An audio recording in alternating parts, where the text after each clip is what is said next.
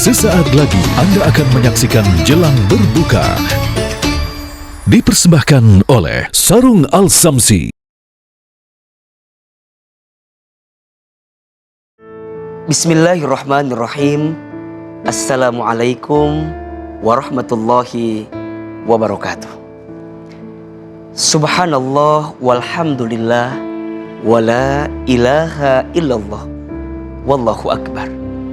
Allahumma sholli ala sayyidina Muhammadin sallallahu alaihi wasallam wa ala alihi wa sahbihi ajma'in.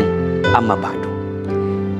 Pemirsa TV One yang dirahmati Allah Subhanahu wa ta'ala, di antara syarat diterimanya satu ibadah, ada 2 I yang harus kita miliki. Yang pertama, ibadah itu harus ikhlas.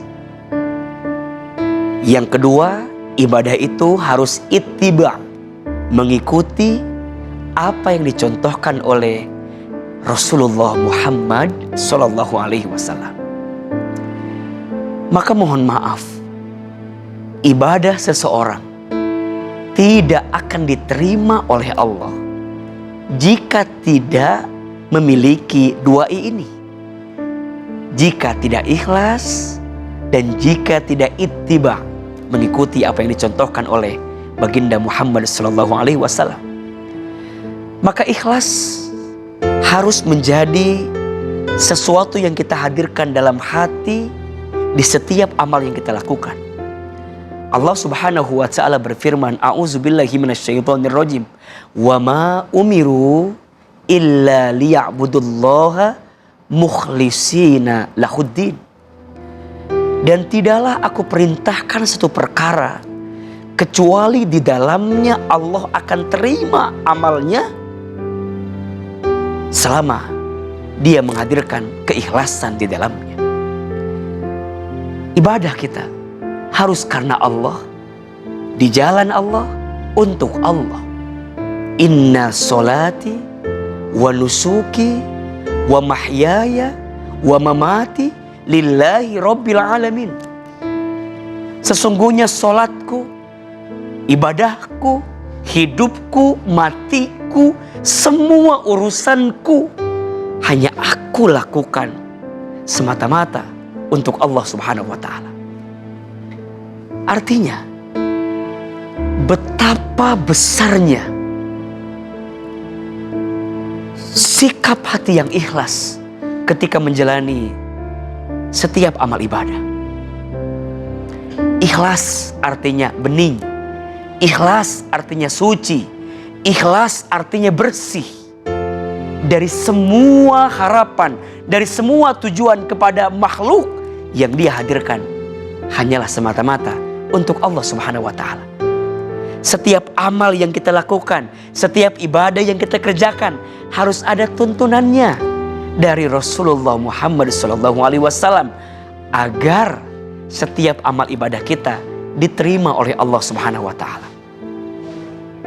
Kadang banyak di antara kita hanya sibuk memikirkan bagaimana ibadah itu benar, tapi lupa bagaimana memastikan ibadah itu diterima oleh Allah Subhanahu wa ta'ala. Jadi bukan hanya benar yang kita perhatikan secara rukunnya, secara syaratnya, tapi pastikan juga benar hatinya ibadah yang kita lakukan ikhlas semata-mata karena Allah Subhanahu wa ta'ala. Ibadah puasa misalnya, sungguh ibadah puasa ini adalah ibadah yang secara keberadaannya hanya kita dan Allah yang tahu. Maka ketika kita berpuasa, sedang dilatih keikhlasan kita, merasa ditatap oleh Allah, merasa diawasi oleh Allah, merasa diperhatikan oleh Allah. Kenapa? Karena saat berpuasa bisa saja kita berbohong di depan manusia, kita mengelabui manusia seakan-akan kita puasa padahal tidak. Bisa saja, tapi ingat, Allah tahu tentang kualitas puasa yang kita hadirkan. Maka ikhlas dan ittiba menjadi 2 syarat yang tak bisa dipisahkan agar ibadah kita diterima oleh Allah Subhanahu wa taala.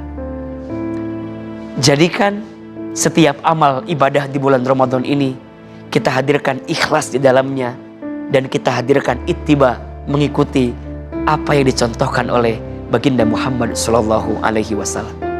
Semoga amal ibadah kita selama bulan Ramadan ini diterima oleh Allah Subhanahu wa taala dan tidak ditolak, tidak diakhirkan, tidak diasingkan, tapi kita mendapatkan kebaikan dari amal ibadah yang penuh keikhlasan di hadapan Allah Subhanahu wa ta'ala. Amin ya rabbal alamin. Mohon maaf lahir dan batin. Terima kasih banyak. Wabillahi taufik wal hidayah. Wassalamualaikum warahmatullahi wabarakatuh. Anda baru saja menyaksikan Jelang Berbuka, dipersembahkan oleh Sarung Al Samsi.